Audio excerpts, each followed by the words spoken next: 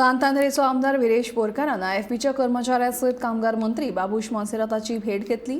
कांय दिसां फाटीं IFBच्या कर्मचाऱ्यांनी कामार कायम करपाचें आश्वासन कंपनीन पुराय करूंक नाशिल्ल्यान संप सुरू केल्लो। हे विशीं मंत्र्याची भेट घेतले उपरांत खातें कांयच करपाक शकना अशें मंत्र्यान सांगिल्ल्याचें विरेश सांगता। तशेंच हे विशीं सरकारान दखल घेवन ह्या कर्मचाऱ्यांच्या फाटल्यान उबें रावंक जाय आशिल्लें अशेंय विरेश म्हणटा। जाल्यार कंत्राट सोंपचे पयलीं कर्मचाऱ्यांनी अशे तरेन भायर सरूंक जायना आशिल्लें अशें बाबूश म्हणटा। फ्रॉम लेबर पर्सपेक्टीव आयज सद्याक तरी म्हाका तरी दिसना सरकारान कितें तरी आमचे जे भुरग्यांक कितें तरी चिंतलां म्हणून आयज जॉब फेरां व्हडली करता आनी थंय तांकां घेता, सायनी मारून घेता, तांकां भरता भितर आनी मागीर भायर काडून उडयता। ही परिस्थिती आयज गोंयची आसा। आयज सरकारान निशेध हें करपाक जाय आसलो, तांकां भुरग्यां वांगडा रावपाक जाय आसलें, भुरग्यांची जे हें आसा परिस्थिती आयज स्टडी करपाक जाय आसली।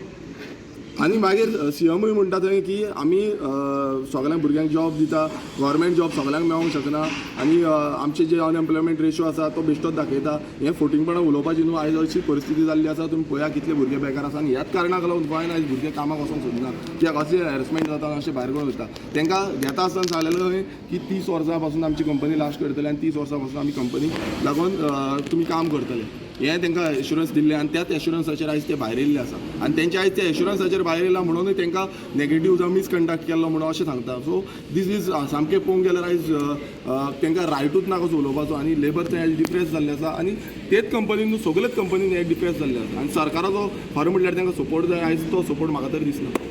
So now the problem is about the management. I had called the management also there. So management basically said that we have never told them to leave. Important. The 3 years, as far as the to make them permanent and all, they have not taken any decision on that. Now they said that they are going to extend their term by another 1 year's time, and then stage by stage, then they will decide on as far as this thing is concerned, regularization of their services are concerned. So this is basically a misconduct of as far as their this thing is concerned. For walking out of this, well, their contract is still existing because their contract gets over after a month's time or so. Some people, and some out of that 14 people have already joined them and all this. I told them, I have given them a patient hearing.